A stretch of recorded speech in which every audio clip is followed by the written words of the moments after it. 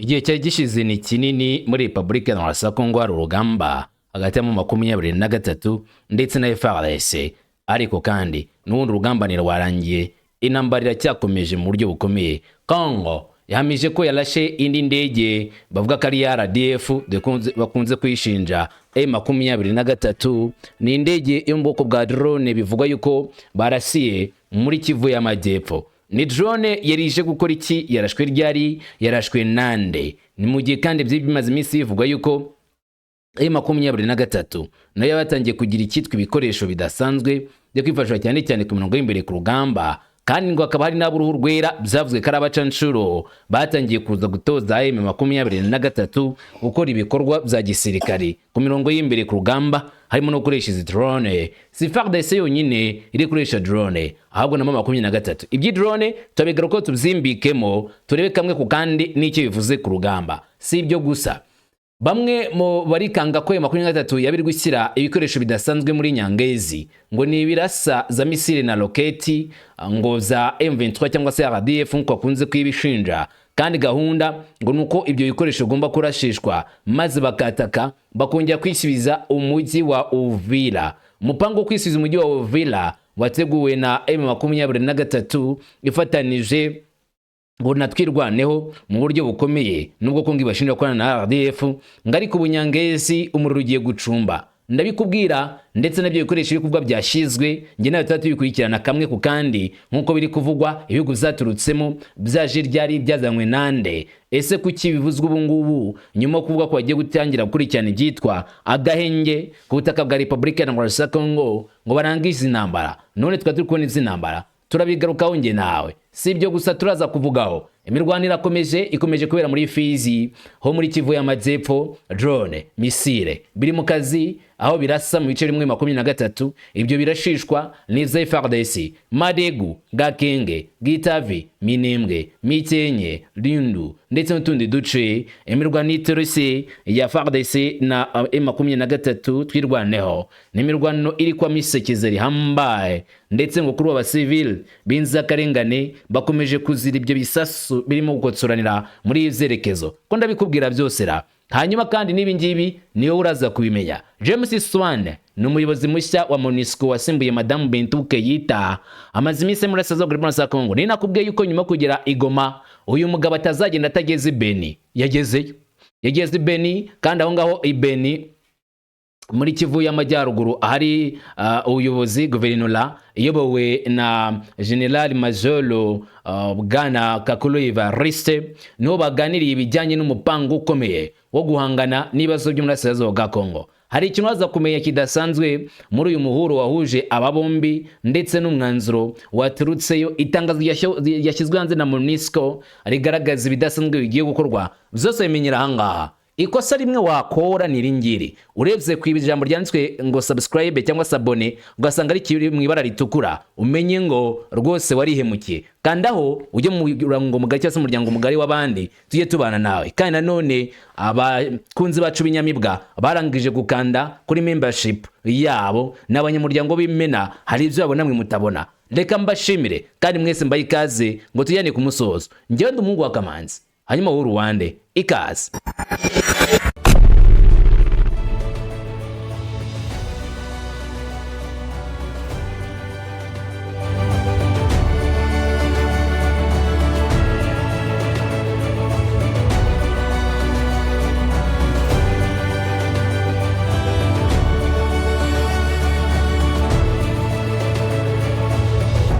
Nakamenyero ko nge nawe twinjira muri bikuvugwa tukabyanaliza tuvuga iki na kiriya, hanyuma tukacukumbura ibirimo bitavuzwe kamwe ku kandi tukareba icyo bihatse n'ikirimo kuvugwa. Nyine ni ibivugwa nkuko amakuru abishimangira atuga muri Repubulika Iharanira Kongo. Kongo biravuga ko yahamije ko rwose indege yo mu bwoko bwa drone bivuga ko ari M23 bashinja kuba ifashwa na RDF ngo yarashwe bahise indege ya RDF, kandi bakaba bakomeje gutera ibice bitandukanye ngo imirwano ikabikomeje kuba muri Kivu y'Amajyepfo, nubwo hatangajwe ibihe by'agahenge. Repubulika Iharanira Kongo maze iminsi ivuga yuko hari indege zitandukanye za M23 na RDF zagiye zibasira ibice bya Kivu y'Amajyepfo inshuro nyinshi, ndetse bakanatangaza ko naho hari nyinshi bagiye batwika kuva ku ndege za drone kugeza ku ndege zitwara imizigo zazaga mu byerekezo bya Minembwe n'ahandi ngo zagiye zihura n'uruva gusenya rwa FARDC agiye bakorera ibyamfura mbi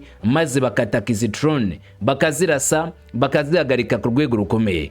Ibi bivugwa na FARDC ntabwo ari ibya none ahubwo bimaze iminsi. Ni inkuru yatangajwe mu gihe benshi bategereje kumva ibindi, bagiye kumva bumva ibinyamakuru birimo Radio Okapi hengamiye ku ruhande rwa MONUSCO iri gutangaza inkuru ikomeye. Ni imirwano muri Sezo bwa Kongo yibasiwe cyangwa se yaraswemo drone. FARDC imeze yuko ikomeje guhanga muri ikoresho bya M23. Ikinyamakuru cyitwa Radio Okapi cyagize kiti Ingabo za FARDC zivuga ko zarashe indege itagira abapilote mu byumweru bibiri mu misozi miremire ya Fizi muri Sud Kivu y'Amajyepfo. Nk'uko ingabo zivuga, iyi ndege yari irimo kuguruka hejuru y'50 y'intambara kandi yari muri kuvuga cyangwa se byatangajwe ko yaturutse mu Rwanda. Iyi ni Radio Okapi yavuze ibingibi itangaza ko iyi drone cyangwa se iyi ndege itagira abapilote barashe ari drone ngo yaturutse mu gihugu cy'u Rwanda, ngo kandi yari ije kurwana kuri front line ku mirongo y'imbere ku rugamba, ibyatumye batayirebera izuba maze intare za Sanambwe zikaza kuyihomba. Ariko bakavuga ko iyi drone yaturutse mu Rwanda, aho yari ije neza mu cyerekezo cya Kivu y'Amajyepfo ku mirongo y'imbere ku rugamba ari hagaze FARDC, maze bakitegura guhagarika FARDC no kuyiburizamo. Mu gihe 23 nayo yasobanuraga neza cyane ko ibyo ngibi bitashobora kubyihanganira na gatoya. Ubwo rugamba nyine ruhinduka umunyota gutyo, intambara mbi muri ubwo buryo batigeze banatekereza. Hanyuma baza kwemeza yuko indege bayirashe. Byagenze gute? Ikinyamakuru Radio Okapi cyagize kiti Ingabo za Repubulika ya Demokarasi ya Kongo zatangaje kuwa mbere tariki 27 Mata ko zarashe indege itagira abapilote drone mu mpera z'icyumweru gishize ku mirongo myinshi y'imirwano muri aka gace gateye ubwoba. Bigaragaza ko umutekano muke mu ntara ya Kivu y'Amajyepfo ukomeje kuzamuka.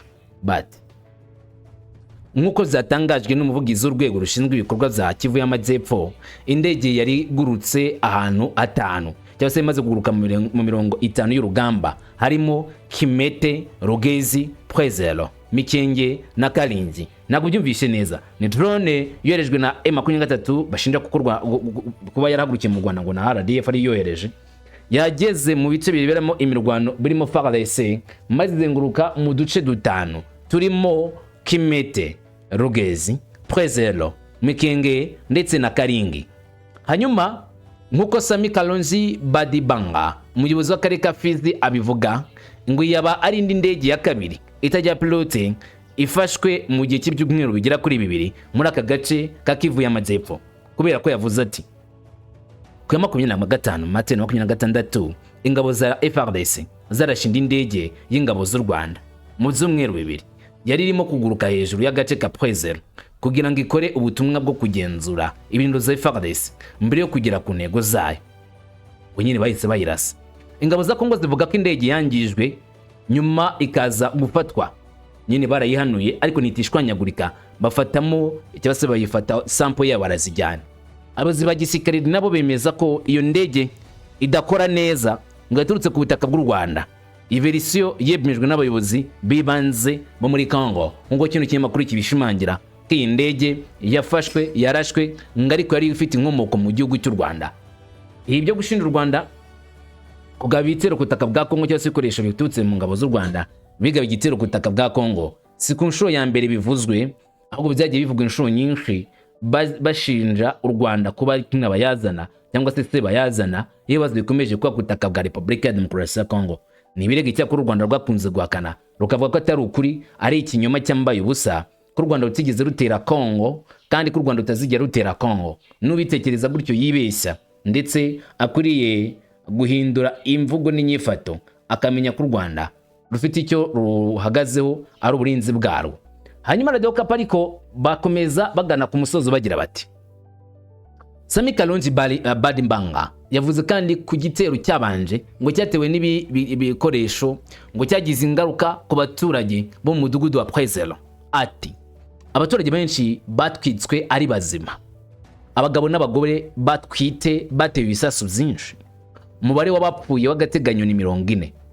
Nubwo hari urujijo rukomeje, umuyobozi wa Fizi agaragaza ko umutekano wari utuje mu cyumweru tariki 26 Mata 2026 ni ku munsi w'ejo hashize, aho yemeza yuko ingabo za FARDC nubwo iyi drone yabonetse muri aka karere bakoze ibikomeye ndetse baburizamo umugambi wa leta ngo y'u Rwanda ndetse na M23 wo gutera aka gace no gutera umutekano muke ku basivile ku butaka bwa Repubulika Demokarasi ya Kongo. Olingate uzange cyangwa se uzemere, leta ya Kongo ngifite ubushobozi ngo buhambaye muri kara gace ka Kivu y'Epfo, aho yazanye ibikoresho byo gukurikirana za drone. Byibuka ko bazanye ibikoresho byakoreye mu gihugu cy'Ubuhinde, nigeze kukubwira tuki ku murongo mugari, aho bazanye ibikoresho byinjiza byakozwe n'Abahinde bikurikirana drone kandi bikazigota ingoni zose drone yaza bagahita bayisamira hejuru itari yatera intambwe ngigire agace na kamwe igeramo. Ari nako ngi drone iyo muri kino gihe cyangwa se ubu ngubu bayigenje bahise bayifata mpiri bamaze kurasa mu kirere, hanyuma bakanayigaragaza ko bayifashe nk'uko babyivugira ko bakoze umurimo udasanzwe wo kwemeza M23 no kuyibwira ko ibikorwa zayo bitazigera bigerwaho. N'umupango uhambaye, ni ibikorwa bikomeye ndetse wavuga yuko ari ibikorwa bifite icyo bivuze cyane ku mirongo y'imbere ku rugamba muri kino gihe. Nanjye ntiure reka dukomeze tutegereza, hanyuma tujye no kuri ibingibi bindi biri kuvugwa. Mu gihe ku ruhande rumwe bashinja M23 n'ingabo z'u Rwanda koreza ibikoresho bya drone muri Kivu y'Amajyepfo mu byerekezo bya Fizi kuri Pwezelo n'uduce duturanye, ku rundi ruhande nanone bamwe barikanga ko M23 ngo yabazanye ibidasanzwe muri Nyangezi bigomba kurashishwa za misile na roketi, ngo kandi ibyo bifitanye isano na RDF bigiye gutera muri cyerekezo cya Kivu y'Amajyepfo. Gahunda bikaba ari ukwigarurira nanone umujyi wa Uvira ku yindi nshuro. Uyu mujyi wa Uvira byavuzwe inshuro nyinshi, byagarutswe inshuro nyinshi ko M23 igiye kuwufata, ndetse ibinyamakuru bimwe na bimwe mwagiye mwumva bivuga ngo noneho birarangiye Uvira irafashwe bayitombe. Nibyo urugamba rwabereye mu cyerekezo cya Sange rwagaragazaga neza ko M23 ifite gahunda kumanuka ikajya muri Uvira, gusa ihagaritswe n'imbaraga zikomeye cyane z'Abarundi FARDC n'abacanshuro buri amazi iminsi bikokinze muri Uvira. Bazamutse bagagarara Runingu bagatangira kwerekana nanone munsi y'ikirenge gihandure kuri M23 ngo nitera kabiri barayimena. Gusa M23 nayiti turi nare ntituri inama, natwe nimushaka gutwataka tuzabataka. Ibyo ngibyo mubimenye neza. Kuri ubu rero bihinduye isura cyangwa se birahindutse, ibitatekerezwaga nibyo biri mu kuba ku buryo bukomeye. Gute? Kuko FARDC irimo kugaragaza neza cyane ko igiye gukora urugamba rw'imbaraga cyangwa se intambara ihambaye kuri M23 kandi bakaba bagomba kuyataka mu nguni zose. Ariko M23 nayo ikaba irimo kugaragaza neza uburyo n'ubushobozi ifite bwo guhangana bidasanzwe na FARDC. Ibikoresho byavuzwe nande kandi byavuzwe biti? Ni ikibazo wakibaza nanjye nkakibaza, ariko tubigemo gutyo. Nibyo biri kuvugwa ku butaka bwa Repubulika Iharanira Kongo ko mu gice cya Nyangezi AFC yarunze ibikoresho birasa kure ishaka kongera gufata Uvira. Nk'uko amakuru yizewe atangazwa abivuga, ingabo z'u Rwanda RDF n'abahagarariye ngo na M23 AFC ngo bari muri uyu mugambi. Ni amagambo yanditswe n'abakongomani benshi bakunze gushinja igihugu cy'u Rwanda kugira uruhare muri iyi ntambara yo muri Kongo. Bati ingabo zabo zirimo kuzana uburyo buhanganye bagashyira uburyo bwo kwirinda muri Nyangezi mu gace ka Walungu muri Kivu y'Amajyepfo, kandi bashyira ibisasu bya misile ndetse n'ibindi bikoresho bigezweho muri ako karere.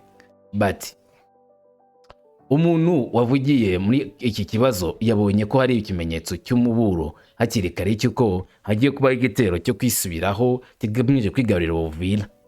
Inyeshyamba zirimo ziriyongera zigana ku birindiro za Nyangezi biri munsi ya kilometero 50 uvuye Bukavu. Ikigo cy'inyeshyamba cya Kivu y'Amajyepfo kikiri munsi y'ubuyobozi bw'inyeshyamba. Ibimenyetso bya mbere by'uko hagiye kugabwa igitero ku mujyi wa Uvira ukomeye wa Uvira birimo kugaragara.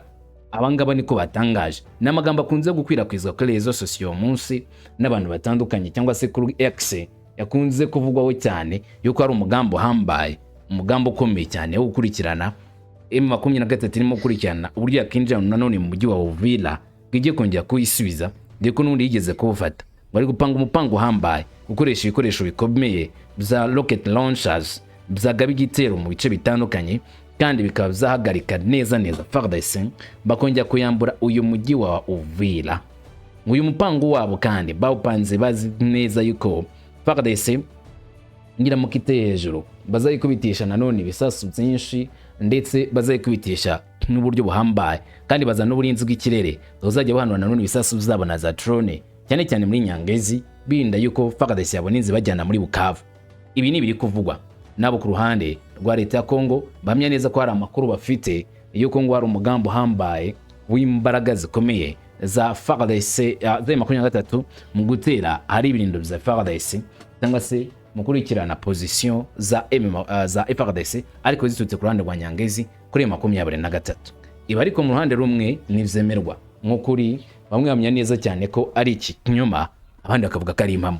Ibyo uko na ruhande rw'iri rwavyigamba, ndavuga mu nzego z'ubutegetsi, usibye abavuga ko bakurikirana amakuru kuri tele bakomeje kwikwiza kuri réseaux sociaux maragenda mubabona, usibye FARDC itari yabivuga ne 23 bwayo nabyigeze itangaza na kinabivugaho ibyo umugambi ugaba igitero gikomeye kuri UVIRA. Tugaruke nanone kuri front line ku mirongo y'imbere ku rugamba. AFC irahamya ko imirwano yongeye kurwanwa, ibisasu bituruka kuri drone harimo ndetse n'ibyamanuwe mu minembwe, niyo makore gutangazwa. Amakuru mashya yo ku 23 Mata 2026 ku ntambara yashyizweho n'ubutegetsi bwa Kinshasa. Intambara nyine ngo yatewe n'ubutegetsi bwa Kinshasa ni amagambo yashyizwe ku rukuta rwa X Laurence Kanyuka ati: kuva kwa 6 tariki 25 Mata 2026 saa 1:45 z'umugoroba kugeza ku cyumweru tariki 26 Mata 2026 saa 1:00 za mu gitondo, ingabo zitsinda ry'ubutegetsi bwa Kinshasa zagabye ibisasu icyarimwe, zihigiwe kandi zitavanye mu turere dutuwe cyane twa Gakenge, Mikenge n'uturere tuhakikije mu karere ka Minembwe. Ibitero byakozwe hakoreshejwe indege zitagira abapilote, bakoresha indege zitagira abapilote zo mu ntambara n'indege za kamikaze, indege zitagira abapilote zo mu bwoko bwa KT6. Bigize bakoze ibikorwa byo kwica burundu itegeko ryo guhagarika imirwano mu buryo bw'imbaraga, ndetse bavanyeho uburyo bukomeye cyane bwo guhagarika urugamba rukomeye nk'uko bari barabyiyemeje. N'amagambo FARDC yavuzweho na M23 bavuga yuko bari kurenga ku bikorwa byo guhagarika imirwano nk'uko bavyiyemeje, bakavuga ko ibingibi bidakwiriye kwemerwa, ari igikorwa kibi kandi kidagomba kubahwa cyangwa se kigomba kurwanwa n'impande nyinshi, nk'uko M23 yabigarutseho cyane ivuga yuko ibingibi ari ukwica abaturage umupango wabo, ari kurenga ku mahame yo guhagarika intambara, ikindi kandi kongera gutangiza intambara bundi bushya. Bati cyangwa se iti ibi bisasu byahita mu baturage b'inzira karengane, byasenya amazu ndetse n'imitungo, bishyira imiryango yose mu kaga ndetse n'akajagari. Bishyira imiryango yose mu kaga ndetse n'akajagari ni bimwe mu bigize ingamba z'iterabwoba zigamije gusenya imiryango. Iyi ni 23 ivuga ibingibi iti ibingibi ntabwo byemewe mu bice turwaniramo, ntabwo byemewe mu bice turinda. Barimo kwica abaturage b'inzira karengane, barimo gusenya imitungo y'abaturage kandi bari guteza akajagari muri kano karere. Ritangazo rya Laurence Kanyuka yongera guhamya cyane kandi ko niba urugamba rukomeje gutya bizasiga nanone habaye ikindi kibazo cy'umuriro, intambara itoroshye, urugamba rukomeye mu buryo bw'imbaraga. Iti AFC 23 irasaba abaturage ba Kongo ndetse n'umuryango mpuzamahanga gutanga ubuhamya kuri ubu bwicanyi, guceceka no kutagira icyo ukora mu gihe habayeho ibyaha nk'ibyo ntibishobora kwihanganirwa. M23 ivuga ko imiryango mpuzamahanga n'abantu baceceka ibikorwa by'intambara nk'ibi biri gukorwa atari ibintu byo kwihanganira, kavuga ko bikwiriye kwamaganwa kandi bikamaganirwa kure. M23 subwa mbere yahamije cyane ko FARDC bibere mu mpango gukomeza gukora intambara, nubwo ku rundi ruhande baba basinya ibikorwa byo guhagarika imirwano. Muri make basinya CSLF abati tujye guhagarika urugamba, ariko mu bundi buryo akongera gutangiza intambara. Wait, mu bihe bishize twamenye amakuru cyangwa se wamenye amakuru avuga ko M23 bayemereye cyangwa se nayo yamenye ko byemejwe ko ibyitwa imirwano bishyizweho akadomo birangijwe ku butaka bwa Repubulika ya Demokarasi ya Kongo. Gusa ariko mu bundi buryo ivuga yuko nubwo byemejwe na leta ya Kongo batabyizeye 100%. Uzi impamvu? ngo si ubwa mbere FARDC yari ivuze ko igiye guhagarika imirwano ariko ikaza kurenga ku zo yiyemeje igakora imirwano. Niyo cyatumye makumyabiri na gatatu ivuga ngo ijisho ryacu turacyari hanze aho ibitero byaturuka ngo tubisubize inyuma. Ariko uruhande rwa FARDC narwo rugashinja makumyabiri na gatatu ko ari bo barenga ku biruhande rw'ine ku bijyanye no guhagarika imirwano bakagaba ibitero ngo FARDC ikirwanaho bitana ba mwana. Ibi ariko ngo MONUSCO ifitiye umuti kandi igomba kubikemura burundu amahoro n'umutekano bikaboneka muri Congo. Nk'uko amakuru abyemeza ku butaka bwa Repubulika Iharanira Kongo ngo kuri ubu ngubu bagiye kuzana amahoro umuti urambye. MONUSCO irifuza kurangiza amakimbirane. Umuyobozi James Swane yakoreye uruzinduko muri Asazuba bwa Kongo yasuye Goma igenzurwa na makumyabiri na gatatu kandi baganira ku bijyanye no guhagarika intambara CCLF, baganira ku buryo bwo gutwara ibikoresho babishyira nyine abari mu kaga ndetse banaganira uburyo bwo kurinda umutekano abaje mu bikorwa by'ubutabazi ku butaka bwa Repubulika Iharanira Demokarasi ya Kongo. Ibyo byose byagiye bivugwaho mu biganiro James Swane yagiriye muri Asazuba bwa Repubulika ya Kongo mu minsi ishize. Akigera i Goma yakiriwe cyane ku kibuga cy'indege mpuzamahanga cya Goma kimaze igihe kinini gifunze. Ni ikibuga cy'indege basabwe ko cyasabwe ko cyakongera gufungurwa kugira ngo gikoreshwe mu bikorwa by'ubutabazi. Inshuro nyinshi makumyabiri na gatatu yagiye ibihakana ikavuga ko idafite icyizere cyo gupfa kongera gufungura kino kibuga cy'indege cya Goma ku mbaraga za leta Kinshasa cyangwa se undi muntu wari we wese. Bavuga ko bishobora guhita biherwaho bakora ibikorwa bitemewe kuri makumyabiri na gatatu. Gusa nyuma gato ya makumyabiri na gatatu yaje kwakira abayobozi batandukanye bo mu bihugu by'Iburayi, umuryango w'abibumbye, barimo Raja Habibe, barimo ndetse na Madame Viviane Van der Pel wari umuyobozi wungirije wa MONUSCO. Kuri inshuro bakiriye rero bwana James Swane umuyobozi wa MONUSCO ndetse abo bemeje yuko bagiye gutera intambwe igana ku gukorana. Ni nyuma y'amasezerano asinyiwe mu Busuwisi nanone yemeza yuko M23 igiye kuba bamwe mu bafatanyabikorwa bo muri AGVM Plus bakurikirana ishyirwa mu bikorwa ry'agahenge gutaka bwa Repubulika ya Kongo. Nk'abantu bagira icyo cyizere rero n'abafite uruhare rwabo bagomba gukora kugira bemeranye ko amahoro n'umutekano ugiye kuboneka. Mu gusoza ubutumwa bwe rero Ibeni aho yakomereje avuye Goma, Ibunia ndetse nyine na Goma, umuyobozi wa MONUSCO James Swane yongeye kwemeza ko Loni yiyemeje ko ubusugire bugomba kuboneka, ubumwe ndetse n'ubusugire bw'ubutaka bwa Repubulika ya Kongo bugomba kubahirizwa. N'amagambo James Swane yavuze ubwasozaga ubutumwa bwe yanashyizwe ku rukuta rwa MONUSCO muri iyo video mubona imbere yanyu. James Swane yavuze neza yuko bashimangiye cyane cyangwa bashyigikiye ubusugire bwa Repubulika ya Kongo n'ubudahangarwa bwabo kandi bifuza ko amahoro n'umutekano bikomeza kwa kutaka bwa Repubulika ya Kongo. Ku rundi ruhande ariko nanone Goma ngo nagiye kuri ibikorwa bikomeye cyane by'ubutasi mu bijyanye no kumenya neza niba ari cyahungabanya umutekano. MONUSCO yongereye nanone nayo ubutasi mu guhangana n'ikibazo cy'umutekano muke kiri kwiyongera. Mu nama yabaye mu muhezo, James Swane yatumije ubuyobozi bwa Expanded Joint Verification Mechanism MCVE n'abasesenguzi bo mu kigo cy'ubutasi gihuriweho kuwa gatandatu tariki 25 Mata Igoma kugira ngo bihutishe ishyirwaho rya MCVE Plus cyangwa se AGVM Plus. Ni mu gihe umutekano ukomeje kugabanuka cyane muri Kivu y'Amajyaruguru. Kubw'ibyo rero James Swane ngo yatangije ikintu gikorwa cyo guhuriza hamwe imbaraga ngo maze ubundi bakore ibishoboka byose maze baze guhamya ishyirwaho rya AGVM Plus MCVE Plus kugira ngo bite cyane ku guhamya amahoro n'umutekano muri Asazuba bwa Kongo. Iyi gahunda yongereweho igamije kunyuza inyandiko zigaragaza ibyaha bikorwa mu guhagarika yenda imirwano n'ingendo z'imitwe yitwaje intwaro kuko ngo gugaruka kwa M23 yabase mu makimbirane hagati ya Repubulika ya Kongo n'uyu mutwe byaba ari ibyago bikomeye. Bagomba kureba uburyo babikemura bakanakemura ikibazo cya FDLR ndetse na RDF burushaho kugora cyane abantu ndetse gakomeza gutuma amahoro n'umutekano muri Kongo bitaboneka. Ubw'ibyo James Swane agamya neza cyane ko igihe kigeze kugira ngo bahamye ko umutekano ukwiriye mu nguni zose ubuzi wari we wese agomba kwiryoza. James Swane arigoma yavuze ko FDLR bazi neza ko ikiri ikibazo kandi gikwiriye kwitabwaho giherewe mu mizi.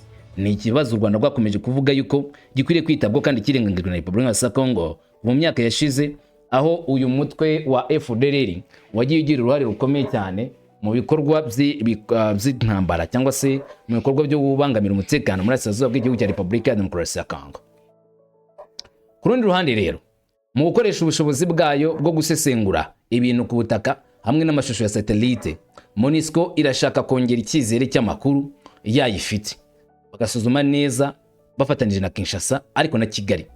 Iyi nama ishobora gutuma habaho gusangira amakuru menshi no gushyira hamwe ingabo za FARDC n'abafatanyabikorwa bo mu karere mu rwego rwo kunoza umutekano mu duce twigaruriwe n'inyeshyamba za M23 RDF nk'uko bazita. Ni amagambo yanditswe ku nkuta nyinshi z'ibinyamakuru byo muri Congo yuko iki ngiki cyanejeje leta ya Kinshasa. Wari umugambi wo kuba ngo hakirwaho umutwe w'ingabo muri ya AGVM Plus wazaza mu cyo na 23 bigahirwa wa 23 isubira inyuma iva mu bice byose yigaruriye, maze ibyo bice byose kugenzurwa none n'urwo rwego. Ibyibuke mu gihe gishize ubwo muri Kongo hari ingabo ziturutse muri Afrika y'Iburasirazuba ASRF, icyo gihe zifite gahunda yo gufata uduce twose 23 yafashe, maze akari batugenzura kugira ngo M23 na leta ya Kongo bajye mu by'ibiganiro, marangiza kujya mu biganiro batorera umuti amakimbirane yabo, hanyuma nibamara kumvikana izi ngabo zizave muri ibyo bice zishyikirize urwego ruzarwemeranijwe n'impande zombi ibyo bice byari mu 2023. Nimba n'ubundi kuri inshuro ari byo bigiye gukorwa, benshi bamya neza ko bashaka kuzatangana none impinduka zikomeye ku butaka bwa Repubulika Iharanira Kongo muri kino gihe cyangana rikomeye hagati ya 23 ndetse na leta ya Kongo, nubwo 23 bitwerera igihugu cy'u Rwanda. U Rwanda rwakunze guhakana ko nta bufasha bahereza M23. Rero ngo MONUSCO irifuza cyane ko mbere na mbere hitabwa ku kibazo cy'umutekano muke, ariko ari ubufatanye bukomeye, gusangira amakuru y'ubutasi, gusangira amakuru ajyanye no gukurikirana imitwe y'inyeshyamba ndetse no gushaka uburyo bayihiga bakayirimbura aho yabiri hose ku butaka bwa Repubulika Iharanira Kongo, gukurikirana ingendo zayo z'iyo mitwe y'inyeshyamba ndetse no kureba uburyo bayivana mu nzira. Ingabo zambaye ingofero z'ubururu Blue Heart arizo ngabo za MONUSCO zikaba zifite inshingano nanoneho zo kurasa abigiza karaha kajyahe mu mwanzuro 2808. N'umwanzuro wemerereza ingabo za MONUSCO wangana n'imitwe y'inyeshyamba muye yaba irenze ku mategeko agena amahoro. Iri ni itangazo ryasohowe na MONUSCO nyuma y'uruzinduko rwa Bwana Swan muri Sazo bwa Kongo. Umwanzuro 243 ngo barashaka ko ubahirizwa. Swan wasohoye itangazo avuga ko 243 ari umwanzuro w'ingenzi. James Swan intumwa nshya yihariye y'umuryango w'abibumbye muri Kongo akaba n'umuyobozi wa MONUSCO yasoje ubutumwa bwe bwa mbere mu gace k'Iburasirazuba bw'igihugu kwa 23 Mata w'ejo. Mu gusoza urugendo yongeye kwemeza ko ubutumwa bwa Loni bwiyemeje gushyigikira ishyirwa mu bikorwa ry'ibyemezo by'inama y'umutekano 2743 ndetse na 2808 bwemeza ubusugire n'ubudahangarwa bwa Repubulika Iharanira Kongo. Umwanzuro 243 ni umwanzuro ufashwe imbere ugena uko ibintu byo muri Kongo bigomba kurangira. 2808 ni wongereye manda mu MONUSCO ku butaka bwa Kongo, ndetse inemereza cyangwa se muri iyo manda bemeza ko MONUSCO noneho ifite uruhushya rwo kurasa ku mitwe y'inyeshyamba mu gihe yabangamiye amahoro. Swan yagaragaje ko ibiganiro bye igoma zibanze cyane ku ishyirwa mu bikorwa ry'uburyo bwo kugenera ihagarikwa ry'imirwano ndetse no kwitembera ry'ibikorwa by'amahoro za Doha, Washington ndetse n'ingamba z'umuryango w'ubumwe bwa Afurika, asaba impande zose kubahiriza ibyo ziyemeje kugira amahoro ahinde ku butaka bwa Kongo. Aya ni amagambo akomeye agomba kwitabwaho cyane, kandi ni ibikorwa bidasanzwe bigomba kuzana amahoro muri Sazo bwa Kongo. Bamwe babihera bakavuga yuko bishoboka cyane ko amahoro yaboneka, abandi bakavuga bati bisa n'ibingi byagiye bikorwa igihe kinini, ariko se biragenda gute kugira noneho umutekano n'amahoro iboneka ku butaka bwa Repubulika Iharanira Kongo? Ese biragenda gute kugira intambara muri Sazo bwa Kongo irangire? Ese biragenda gute kugira ngo amakimbirane y'iyi mitwe y'inyeshyamba arangire? Ese biragenda gute kugira ngo FDLR isenywe? Ese 23 koko bazambura ibice byose igenzura? Ese bazambura ibice byose igenzura izaba yararuhiye iki? Yaba yararuhiye iki mu gihe cyose maziri kurwana? Zaba byarayitwaye igihe kingana iki kugira ngo ikomeze kurwana nyamara byisange ivuye mu bice byose igenzura? Ibyo nabyo akabona neza yuko byari igihombo gikomeye cyane kuri 23 kuri benshi bayishyigikira. Abandi bo bakavuga bati MONUSCO nizgakurikirana bino bikorwa zo muri Kongo amahoro azaboneka. Abandi bati nibyo amahoro yaboneka, ariko se niba amahoro muri Kongo abonetse binyuze ku mututu w'imbunda, inzira karengane zo ntazizaba nyinshi. Niba MONUSCO igiye kujya hagati na hagati nanone gahuza impande zombi, ubwo siko 23 gisaba bizemerwa? Siko itazumwe za mikazi shinjura Rwanda kwa muri Kongo bizarangira 23 yishinga ingabo z'u Rwanda maze imwe iburenganzira bwayo bigenze gutyo, ubwo intambara yabirangiye cyangwa bigiye gukomeza kuzagira Kinshasa. igisubizo cy'ibyo bibazo kiragoye cyane ko umuntu yapfa kukibona ku giti cye. Gusa ariko iminsi ibihatse byinshi, iminsi tubwira byinshi bamugani w'abanyarwanda ngo iminsi itirekurwa inzovu mu rwabya. Byose yabishoboka iyo nta na kimwe kirarashyirwa akadomo. Nge namwe anga amasi iminsi iri imbere izatubwira byinshi. Bifurize kurama no kuramuka, kuramba guha no kuronka. Kindumungu akamanzi uruwande ubwe neza amahoro.